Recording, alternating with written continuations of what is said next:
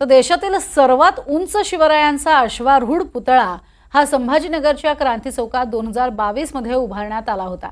या पुतळ्याची देखभाल आणि स्वच्छतेची जबाबदारी स्थानिक प्रशासनाकडे आहे।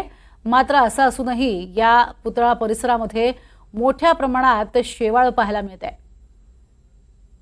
तब्बल 1.5 कोटी रुपये खर्च करून शिवरायांच्या पुतळा परिसरामध्ये स्वच्छता केली जात नसल्याने शिवप्रेमींनी मात्र नाराजी व्यक्त केली आहे। दरम्यान याच क्रांती चौकातनं शिवरायांच्या पुतळ्याच्या परिसराचा आढावा घेतलाय आमचे प्रतिनिधी मोहसिन शेख यांनी। छत्रपती संभाजीनगरचं हृदयस्थान असलेल्या क्रांती चौकात 2022 मध्ये देशातील सर्वात उंच शिवरायांचा पुतळा उभारण्यात आला होता। आपण सध्या याच ठिकाणी उभा आहोत।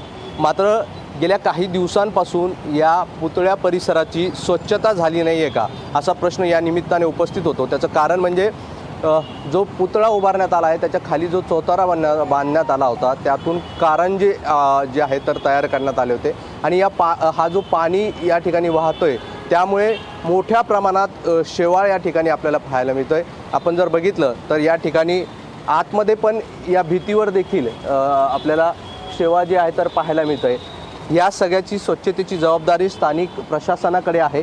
मात्र असं असताना याकडे दुर्लक्ष केलं जातं आहे का असा प्रश्न उपस्थित होतोय। त्याचं कारण म्हणजे देशातील सर्वात उंच असा शिवरायांचा पुतळा म्हणून या पुतळ्याकडे पाहायला जातं आणि 2022 मध्ये या पुतळ्याचं अनावरण करण्यात आलं होतं।